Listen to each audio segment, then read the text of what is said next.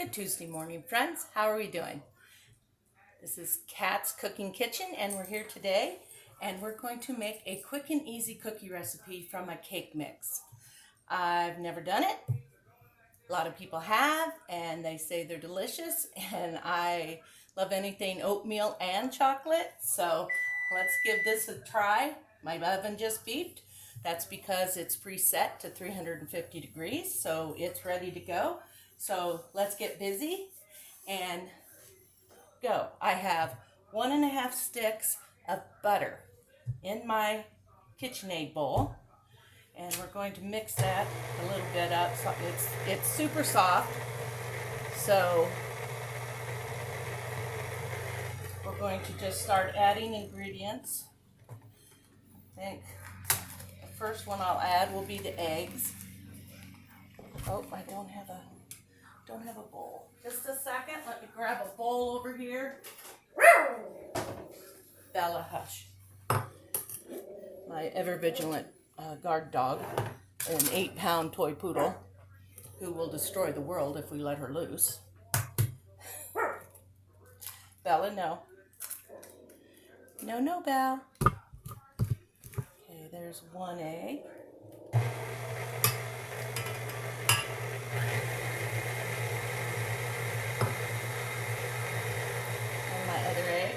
My eggs are at room temperature. The recipe doesn't call for that, but a lot of them do anymore, so I kind of automatically, got a chunk of the shell in there, let's get that out, and I just kind of automatically get a couple eggs out if I'm going to be doing something that morning.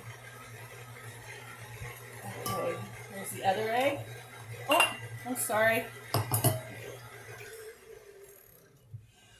I forgot to switch this around so you could see better. Not much to see right now.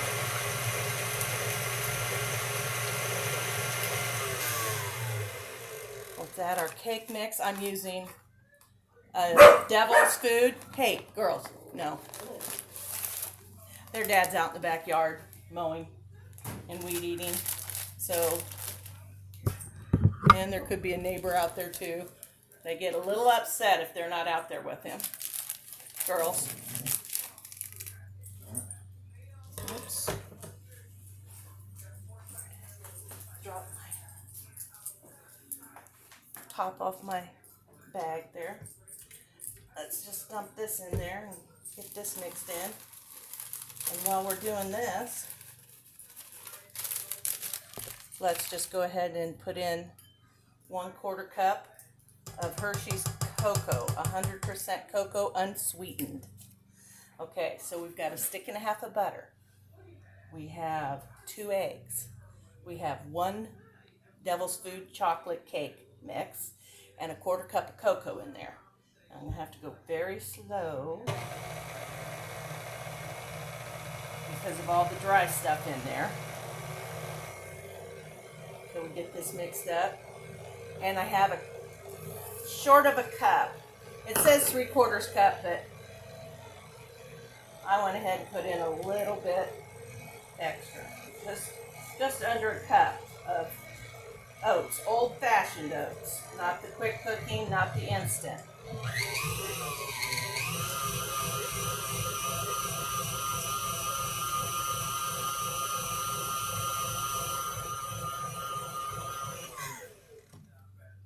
I'm going to keep scraping down the sides. This is not going to make a whole lot of dough.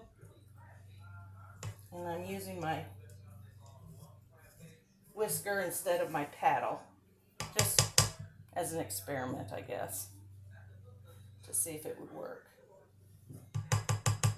It may be a fail. We'll see. I tell you, I'm always doing something a little different.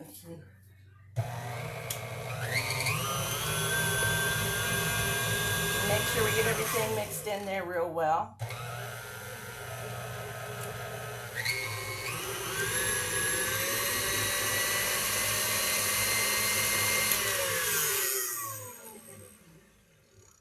I lifted my base up just a little because I didn't have that much batter in there. And so my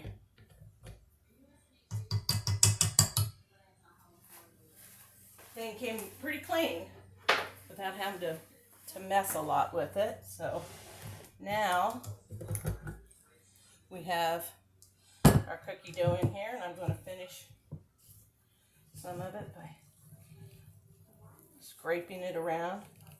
And in these KitchenAids, if you don't have one, you have to be careful because some of the powder will get down in the bottom and won't get blended like it should. But this is good. This is all good. So now we're ready to scoop, and it says roll. I don't know if I'll roll them into balls or just put them on, because I'm using a 1 inch, like a 1 1/4 inch scoop. Recipe calls for a 2-inch scoop, and I don't really want cookies that big. I'd like to make more, get more out of the batch, so I can give more of them away to different people. So let's get started here, and we'll get our cookie sheets going. Let me see, I'll do it from over here.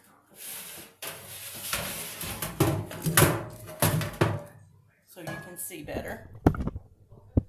There you go. Now, we've got our cookie dough all mixed and ready and in the bowl. And I'm just going to take a level scoop and put them on the pan. Might be a little too close. They're going to spread some. I'm not sure how much.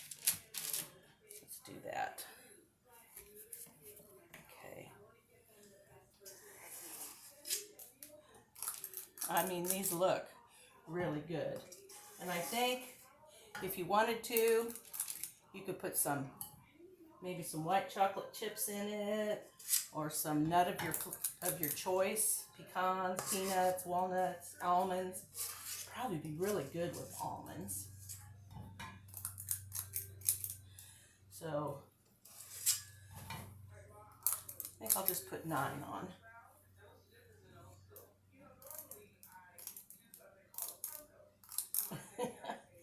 It is a little heavy, this dough. I wouldn't expect it to be much less than that. Keep flipping your switch here, and we'll be all good. Okay, as you can see, we've got 9 cookies. I'm going to put them in the oven for, let's see, what did the original recipe call for? I don't remember.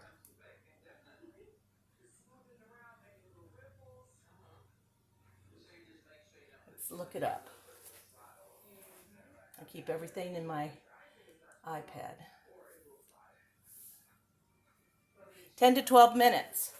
So since this is half the size, I'm going to go at 8 minutes, and we'll check them. If they're not quite done, we can add another minute to it. So hang with me. I'll be back in just a second. This morning, you were watching Cat's Cooking Kitchen. I'm on YouTube and Facebook. I have lots of videos on those sites that you can watch. I think all of them are good. There's been a couple videos I made that I didn't share because the product just wasn't bad. Just wasn't something I wanted to promote. So that's it for right now. So if you want to go search some recipes today or something, I suggest that you check me out. I have things like garlic toast, hamburger steaks with potatoes and gravy. I have caramel corn. I have, oh my gosh, so many things. Mashed potatoes. I can't think right off the top of my head what else is in there, but they're all worth the watch, and especially the caramel corn and the garlic toast. Those are especially treats that no one else had exactly. They all have. There's a zillion caramel corn recipes out there.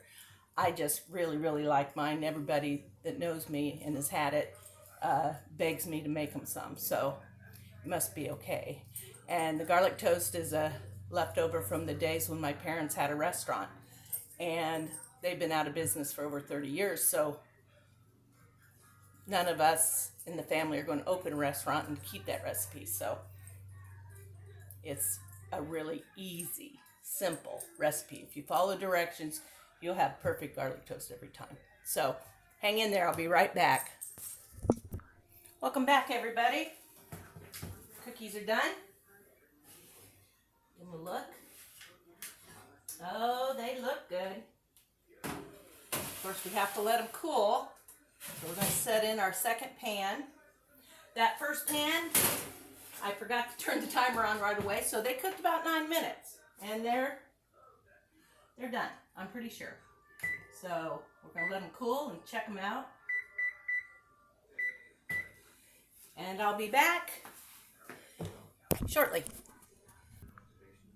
Hello everybody, we're back. We got about 20 seconds left on our cookies. And I am going to get 26 cookies out of this. And I believe they said you'd get 14 or 15 if you did the 2-inch. So you get just a little over 2 dozen.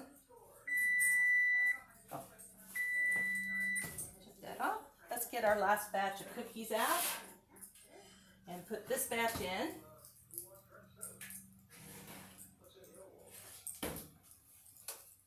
And we're going to find out, the others should be cool enough to taste.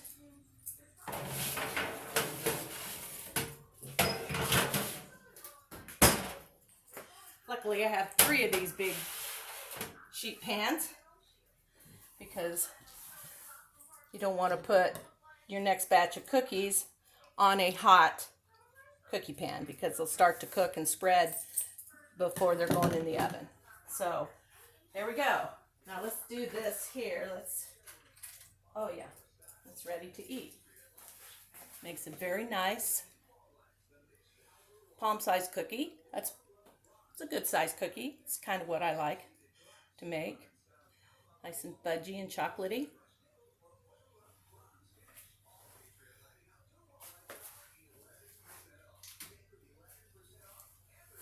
Save the other half for my husband. They're really good. They're kind of a little bit like a brownie cookie, I guess.